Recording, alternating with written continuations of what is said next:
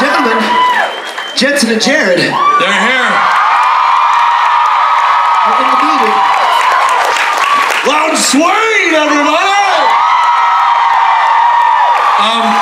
Listen, we're gonna leave the stage so these boys can entertain you, but we have an ongoing problem with Jared destroying shakers. I mean, it's no longer funny, it's sad. So this time I was given a bulletproof cowbell and an already broken drumstick. Yeah. But that's not the real story here. The real story is we give Jensen a tambourine. What could go wrong? He jettisons it in the middle of the song. It crash lands and the whole damn thing came apart. Boys, add that to the kitty. We gotta. There goes our percussion section. Damn right. We can't give you boys anything. Ladies and gentlemen, Jared and Jensen.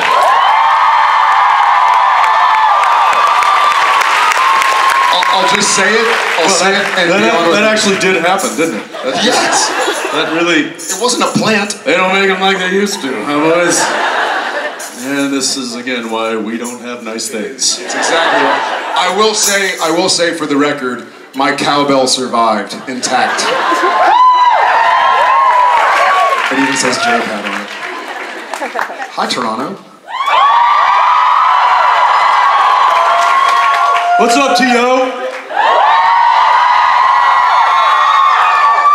I feel like I'm blocking today. I feel like I'm... Do I need to move out of the way? You guys want to see Billy, don't you? Scoot it over there. I can't...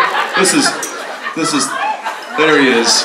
We know our I need that bright, shining face behind me at all times. It's just... What'd y'all guys think of the premiere? Hey, what's up in the back there? I see you. We see you. Yeah. What's up in the middle right there? And how about the front here?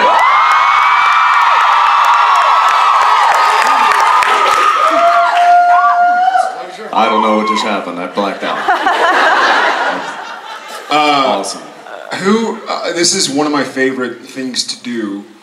Who's... Uh-oh. I don't think you can say that out loud. G-rate. Who's a first-timer?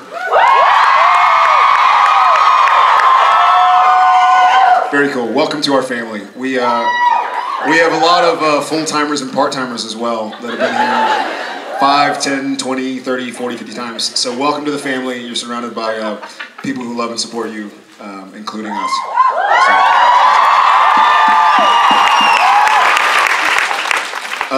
Without further ado, or should we ado more? I enjoy doing. I do it often. Sometimes just do it in the mirror. I see. He adoos all over the place.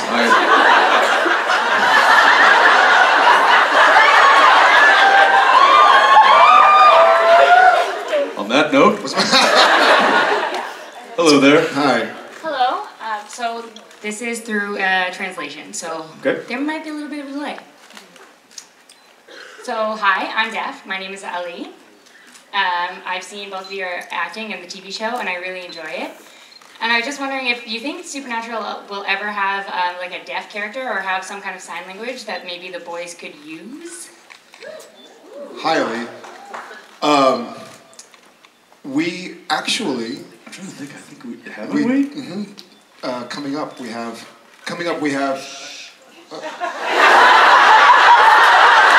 Spoiler alert! We are going to have a little bit, a character who speaks sign language as well. I would love to. I would love, that would be an honor. Yeah. And thank you. Yeah, very much. Thank you so much, Ali. All right.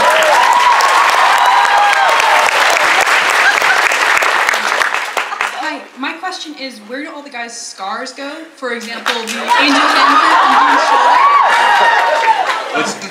I'm glad you asked. We're here to endorse a new product, actually. It's called Network Television Scarring Cream. It erases everything. If the boys had scars, we would look like Misha.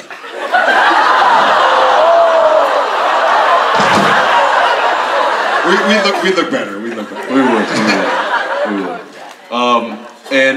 And sometimes if that doesn't work, and say you happen to scar your face in real life, then What do you mean, Jensen? I'm just hypothetical. I can't speak. I'm nervous.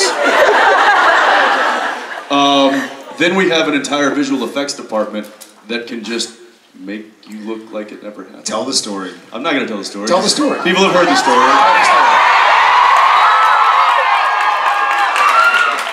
I split my face open and they fixed it. What do you want? How did I split my face open? Yeah. I'm glad you asked.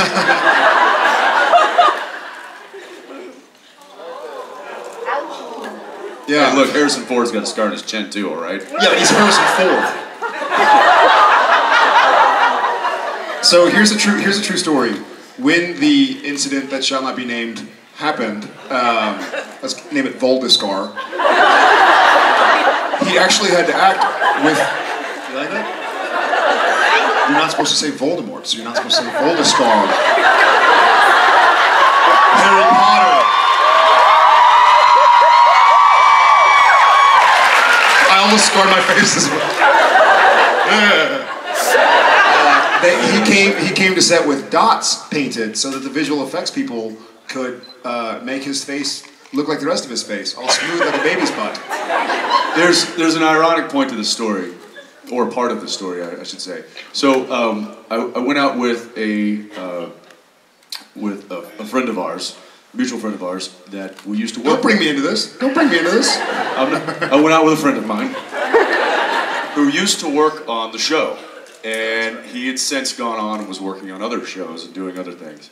And he and I went out and had a couple drinks and went back to his place and Had a couple more. And then I was like, all right, I need to go home.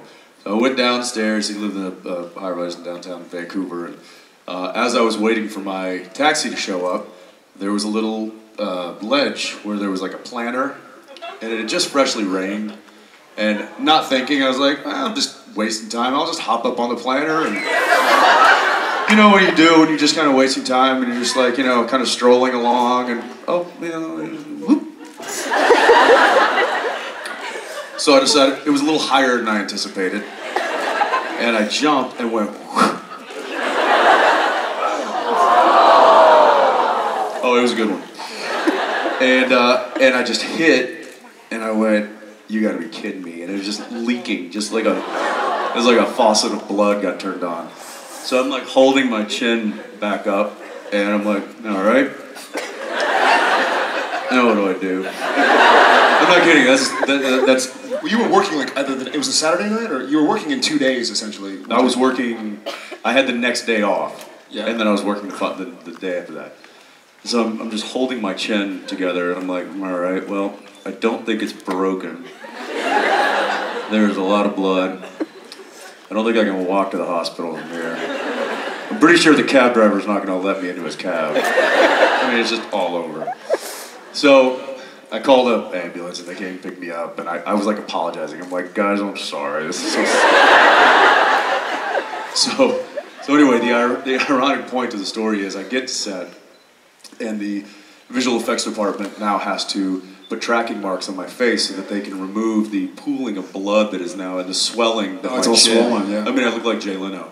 And It was a nice change. yeah, it was really had a really nice defined chin. But the ironic part about it was the person that had taken me out was the previous head of the visual effects department. He planned it all along. He's like, give me the Like I visual was at home going, suck it, boys. And so yeah, they ended up having to fix what was done. And but anyway, if the network cream doesn't work to take off the scars, we always have the visual effects department. Thank you. Thank you.